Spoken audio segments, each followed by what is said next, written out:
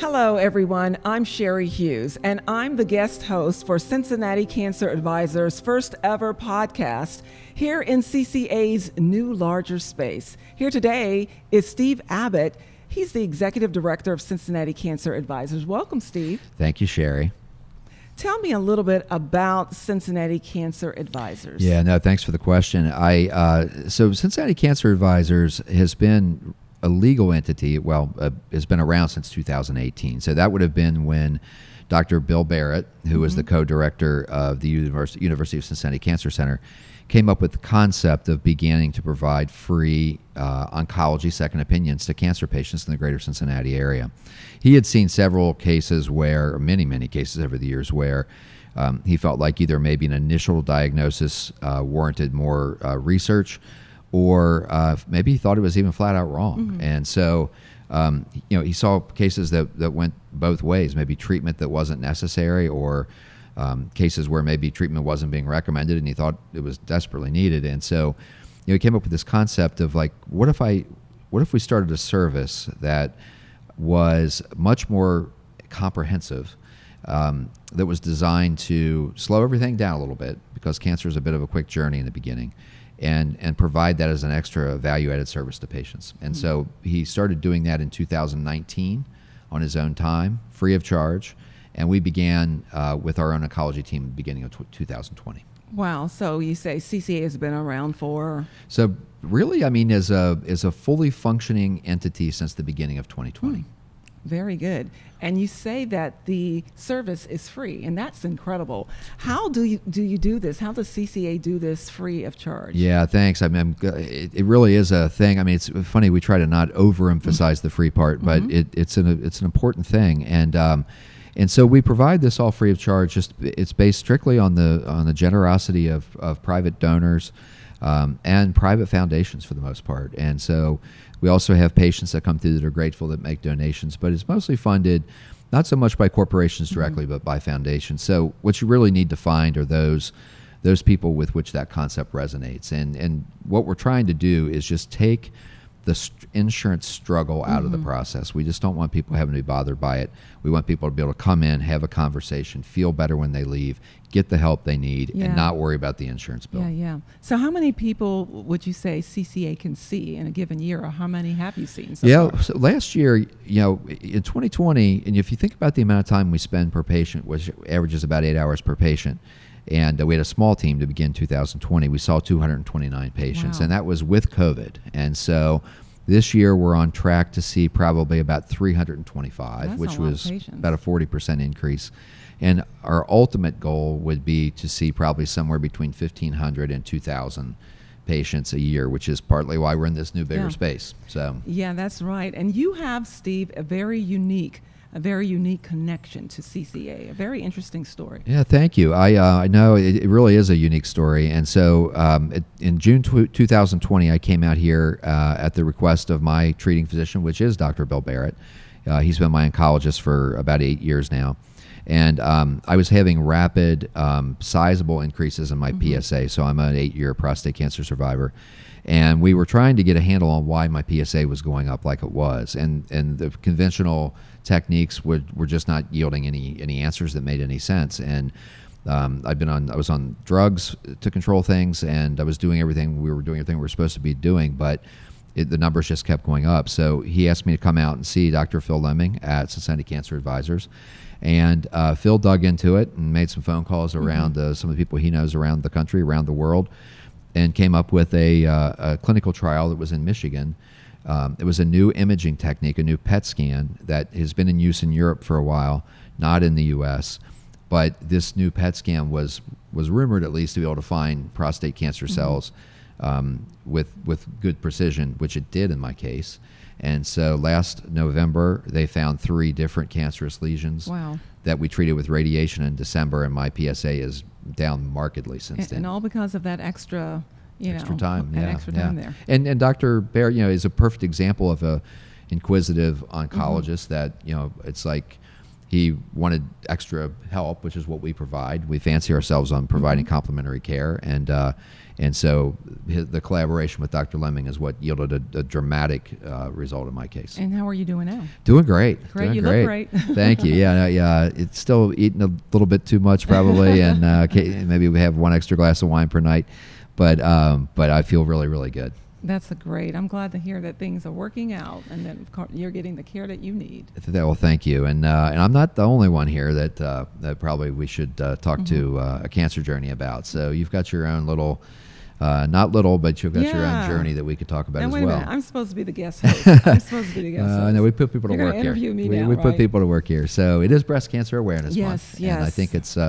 be a nice time to maybe hear a little bit more about what you've gone through and hear some of your words as well. Well, so I am a 2-year survivor now. I was actually diagnosed with invasive ductal carcinoma in 2019. And my cancer was found, I say, by the grace of God, because there was nothing wrong with me. But I did have a family history. My mom had passed from breast cancer when she was just in her 40s, and I was a young girl. And so I've been getting mammograms since my 20s, and being very, very vigilant with my health. A few years back, I was talking to my OBGYN and Dr. Amy Thompson, and we were just talking about what other types of treatments and tests and things of that nature were out there, because I wanted to get other things. I had been getting the 3D mammogram, which was great, but I knew that there were probably other technology and things that could help. And she mentioned a few things, but one of the things that I heard was the breast MRI. So I said I'd like to get that. However, just getting a breast MRI sometimes is very difficult for some women because of the cost of insurance, and sometimes insurance carriers, don't cover that.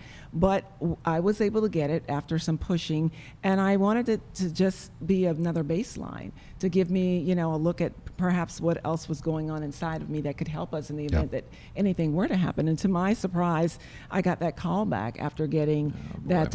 Nothing was wrong either. I was very healthy. Okay. There was no lump. There was no pain. There was nothing. And so we, in fact, all of my mammograms had always come back clean, and I'd had the 3D. But I got this breast MRI, and it detected a very small cancer that was very aggressive, and it was malignant, of course. And so I heard those words, which are very scary, that you have breast cancer. And so I became a part of the 1 in 8 that are diagnosed in their lifetime, women.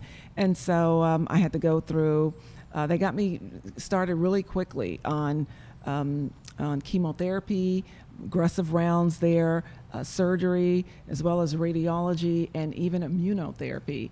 And I'm so grateful that after the chemotherapy, I had a complete pathological response, to the chemo. It was aggressive, but they couldn't find any tumor, and they couldn't find any cancer at this point in time. And that was great, but I still had to get, surgery to take out lymph nodes and to check the tissue and all of that.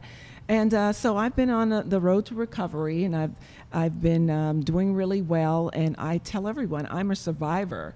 I'm a survivor now, and I want to continue to survive. So in order to do that, you have to continue to do all the things that will keep you healthy. And you're constantly being surveilled, so to say. You're under surveillance, and you're going through different testing. But so far, I'm grateful that I'm still here, and being that it is Breast Cancer Awareness Month, I just want every woman out there to make sure that they're doing their breast self exams and getting those mammograms, because that's still the gold standard, even though the breast MRI detected my cancer. Yeah, no, it's great. It's funny, as I sit here, nodding my head, acting like a man that knows what you're talking about. I only do because, and you and Diana are gonna, my wife will hit it off really well, because she's been down a very, very similar path. So a lot of those terms ring true. She's also invasive ductal carcinoma, and she is, I guess, about 6.5 or 7 years coming up on. So she was diagnosed 16 months after I was diagnosed. So it's something I can really relate to. And the other thing too is that there's the treatment themselves that are so beneficial, and we've come so far with that. We've still got a long way to go. But there's other things like what we provide at Cincinnati Cancer Advisors, is just even help with the financial navigation, the insurance navigation, which is so frustrating, and it comes at such a terrible time in people's life to have to fight with insurance companies. But So we try to help people with that as well. But what are some other kind of resources or things that you rely on that in addition to the treatment that are so key that people should seek out while they're going through this? First of all, a support network. You need a support network of family, friends, or even the medical community. That's something you should seek out. You should seek out more information about your condition, about your health, and how you're to continue to move forward. I found that for me, I had all those things, but unfortunately there are many women that go through breast cancer and they don't have a large network of family and friends. That is so critical in being positive, and also having the information in front of you to know that there are things out there. Like you said, CCA, they not only provide the second opinion, but you're able to do research beyond what the person is diagnosed with and find other treatments or perhaps find other solutions that may be out there. Yeah. And, as I sit here, there's so much about what you say and your level of passion about things that remind me in a lot of ways of myself. So what do you think it is about cancer that changes people in the way that it does? Well, first of all, it brings you up close and personal with your mortality. Every time someone hears you have cancer, or they say, someone has been diagnosed, you immediately think that that's a death sentence, but it isn't.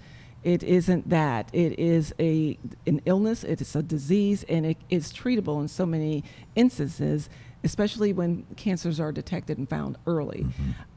So I think what it did for me is it made me stop and think about my life and my life's mission and what I'm passionate about and how I want to move forward with my life. It made me stop and think about what I have to do to stay healthy. So really, and I'm sure you can attest to this, it really opens your eyes, and it kind of almost it gives you a second birth, if you will. Absolutely. So that you are making sure that you're taking care of the people that you love, that you're spending time with the people that you love, that you're doing things that you've always wanted to do, and that you're staying vigilant. No, agreed.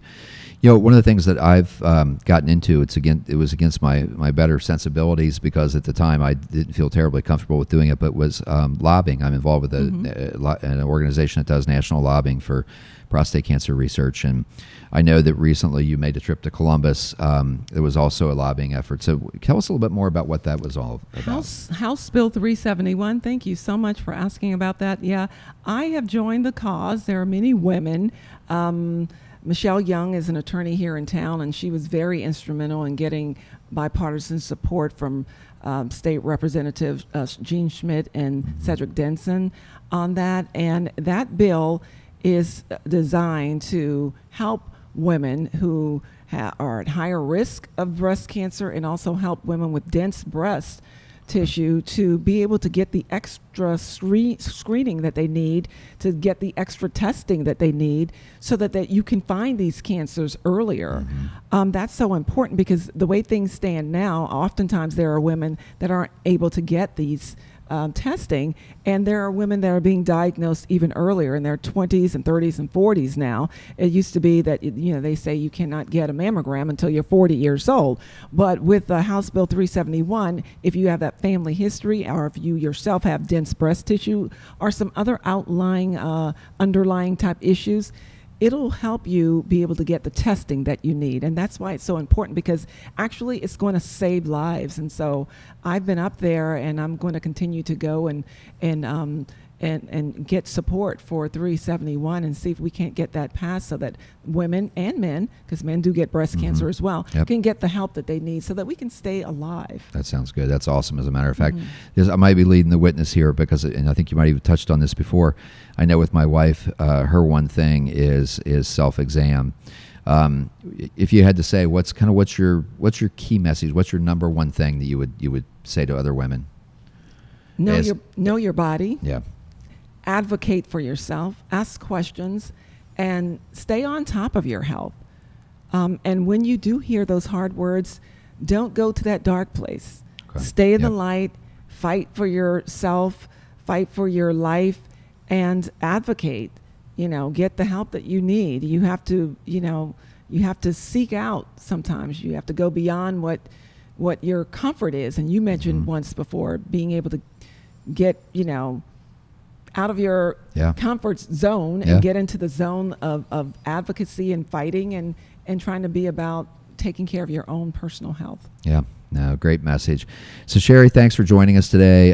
This is the first of, we're going to kick off another series in November that we're really, really excited about, which is going to be called the CCA Medical Minute. And what we're going to do with that, I say minute, it'd probably be minutes, but You're going to have me come back? Yeah, I absolutely going to have you come back. This. And so what we're going to do, the concept behind that is to take complex topics, terms that cancer patients don't really understand, things that get rushed through that deserve more time, and really break those down in a way that people can understand and try to do those in small bites, little vignettes, maybe 3 minutes to 5 minutes, something like that, but really cover those in a language that people can understand, because so often people leave a visit, they don't even understand what they heard. They might be too intimidated to ask the question. They might feel stupid. They're overloaded sometimes. They're overloaded. Yeah. So our goal is going to be to, with the benefit of our clinicians and the things that they've heard over the years, by having patients that are actually on staff, is come up with that list of all of those things that leave you scratching your head and really explain those better. So I'd love to have you back in the future to talk about that. So, thank you. Yeah, thank you so much. Thank you so much, Sherry. Really appreciate for coming out today. And thank you for having me, and thank you for sharing your personal story and all that's going on, all the great things that are going on at Cincinnati Cancer Advisors.